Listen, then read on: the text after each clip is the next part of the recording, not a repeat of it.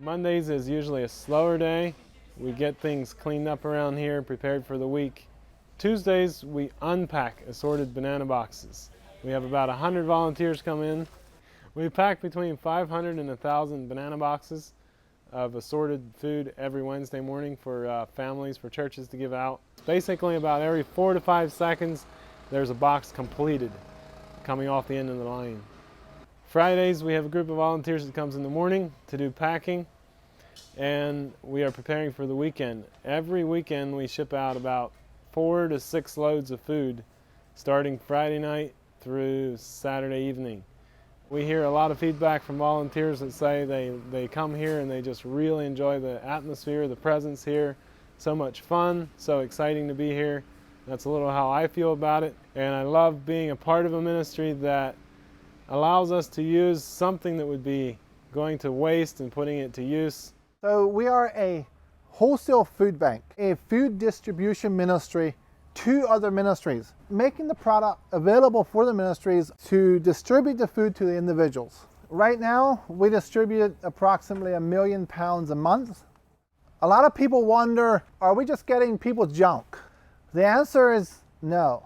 About 80% of it comes from distribution centers and manufacturers, and that food is in #1 condition. For an example, we got a tractor-trailer load of chicken that was frozen. It was supposed to be fresh delivered to the customer, but it was frozen, so they rejected it because it didn't match what was ordered. And then we received it here at Blessings of Hope as a donation, and then it can get used for serving meals at homeless shelters and families in need. As far as what kind of food we get in here, that's often a big question. This morning I was offered a semi-load of coffee from Starbucks. One instance of a little bit of what happens in our food society is we were offered 2 semi-loads of frozen pizza from a warehouse here about 6 months ago. And we said we would receive it, but in the meantime they dropped the ball and they all ended up in the dumpster. That's the thing that happens a lot in our society, where these big warehouses, it doesn't pay them their time to donate it, so they need to have a heart to save food, and we're there to help them do that as soon as they want to. We're there to help them save it and utilize it. As far as the food, we do not buy any of it, nor do we sell any of it. It's actually illegal for someone to get food here and sell it to someone. Our cost to distribute food is about 8 to 10 cents a meal.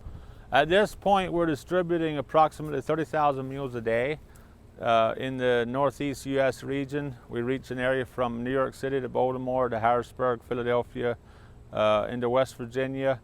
So it's basically about a 200-mile radius from Blessings of Hope. Here is where the majority of our food stays. Earlier this year, we shipped a load of food to Africa.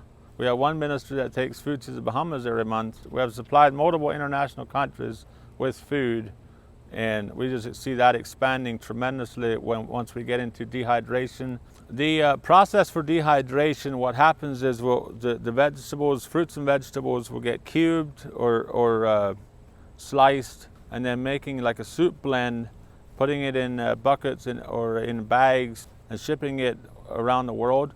Right now we have 5 organizations that are interested in taking our product around the world as soon as we have it available for them. There's a tremendous opportunity right here in Lancaster County to reach the world with the abundance that just goes to waste at this point.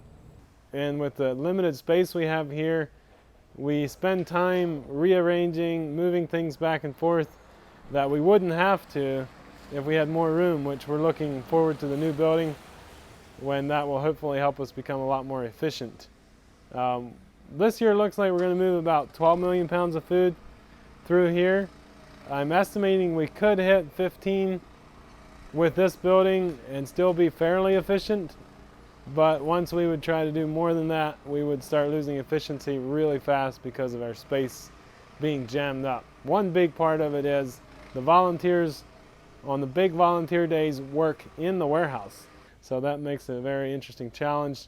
We would probably have to add, I'm going to guess, at least 4 more full-time employees if it wouldn't be for volunteers. So you take that times an average salary of $40,000 to $50,000 a year, you'd be looking at $200,000 to $300,000 we would have to pay in salary if it wouldn't be for our volunteers. That's an incredible blessing with all the volunteers that come through here.